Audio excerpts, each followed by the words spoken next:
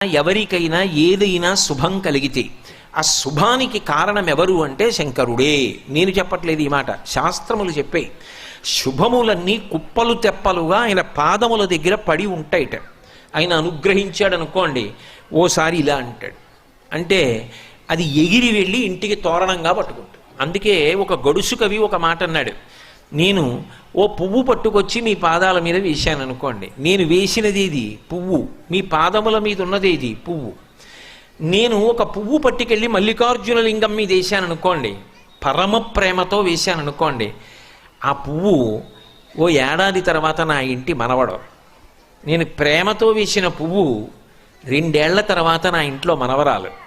నేను ప్రేమతో వేసిన పువ్వు నేను కట్టుకునే ఒక ఇల్లు.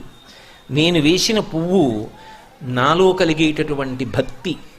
నేను వేసిన పువ్వు ఏ వయస్సులో నాకు రావాలో